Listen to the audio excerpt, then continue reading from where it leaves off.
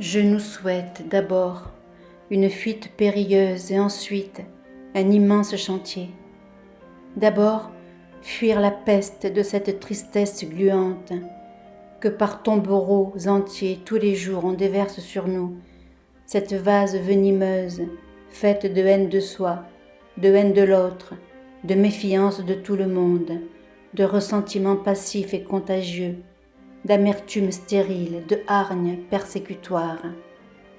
Fuir l'incrédulité ricanante, enflée de sa propre importance, fuir les triomphants prophètes de l'échec inévitable, fuir les pleureurs et les vestales d'un passé avorté, à jamais et barrant tout futur.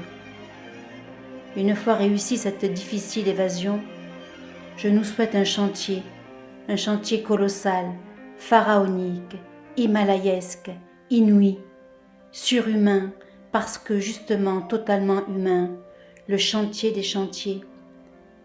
Ce chantier sur la palissade duquel, dès les élections passées, nos élus s'empressent d'apposer l'écriteau « chantier interdit au public ».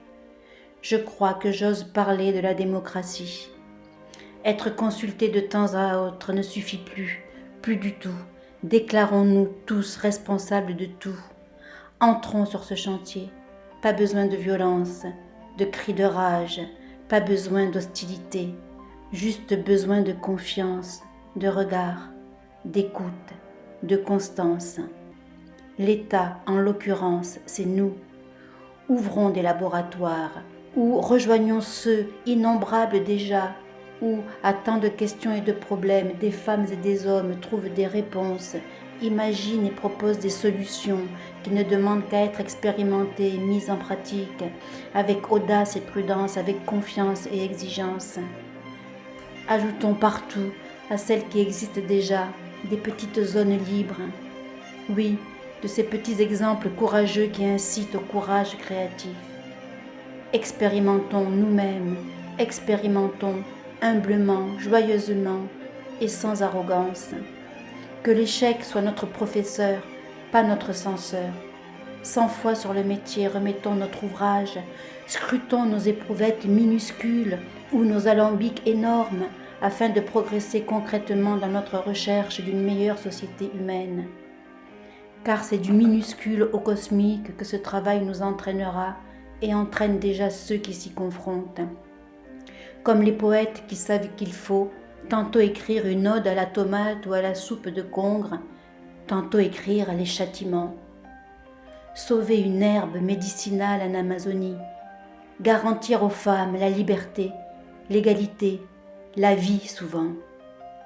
Et surtout, disons à nos enfants qu'ils arrivent sur terre quasiment au début d'une histoire et non pas à sa fin désenchantée. Ils en sont encore au tout premier chapitre d'une longue et fabuleuse épopée dont ils seront, non pas les rouages muets, mais au contraire les inévitables auteurs. Il faut qu'ils sachent que, ô merveille, ils ont une œuvre faite de 1000 œuvres à accomplir, ensemble, avec leurs enfants et les enfants de leurs enfants. Disons-le haut et fort, car beaucoup d'entre eux ont entendu le contraire, et je crois, moi, que cela les désespère.